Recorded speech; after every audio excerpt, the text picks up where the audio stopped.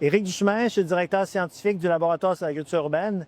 Le laboratoire sur l'agriculture urbaine est un organisme sans but lucratif qui documente le mouvement de l'agriculture urbaine sous toutes ses formes, sociales, entreprises, innovation aussi. On accompagne des projets, donc on a des incubateurs, on accompagne aussi des promoteurs immobiliers, on accompagne des municipalités. Notre objectif, c'est de faire en sorte que l'agriculture urbaine se développe sous toutes ses formes sur le Québec, au Québec, mais aussi au-delà. On travaille aussi dans le reste du Canada et en Europe. Ici, aujourd'hui, on est sur la ferme maraîchère, sur le toit du Palais des Congrès de Montréal, qui est un projet qui existe depuis 2011. Donc, un projet relativement ancien, qui se veut une vitrine du maraîchage sur toit. Donc, qu'est-ce qu'on peut faire comme culture sur un toit? Quel modèle économique? Quels sont les impacts environnementaux? Est-ce que ça joue un rôle sur les îlots de chaleur? Est-ce que ça rafraîchit? Est-ce que ça joue un rôle sur la gestion de l'eau en monde urbain? Est-ce qu'on peut mieux gérer aussi des fermes comme ça au niveau de la gestion de l'eau, réduire l'utilisation d'eau pour produire des légumes hyper locaux de proximité?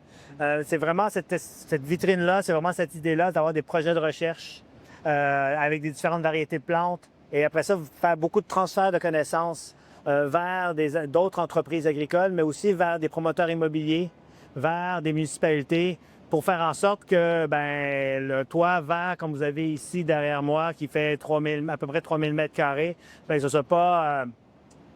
soit courant maintenant, que lorsqu'on construit un bâtiment, on met automatiquement un toit vert. Avec les changements climatiques, avec les températures qui augmentent, les canicules qui sont de plus en plus présentes, il va falloir rafraîchir les toits mais il faut rafraîchir la ville. Et pour l'instant, pour rafraîchir la ville, on plante des arbres dans des parcs, on développe la canopée, mais on oublie les toits qui sont des très grandes superficies dans les villes et qui sont des îlots de chaleur incroyables. Ici, avant le toit vert, on avait mesuré la température sur la membrane, juste où je me tiens actuellement, il faisait 102 degrés Celsius sur la membrane. Et avec un toit vert, bien entendu, là, j'ai même l'impression qu'il fait froid. On gagne un bon 10-15 degrés de réduction de température seulement sur quelques mètres. Parce que c'est vert, parce que c'est humide, parce que l'évapotranspiration. Ça a vraiment un rôle de biodiversité. Donc, un peu l'idée de cette ferme expérimentale sur le toit du Palais des Congrès, c'est ça, c'est documenter l'ensemble de ces éléments-là et en faire du transfert de connaissances.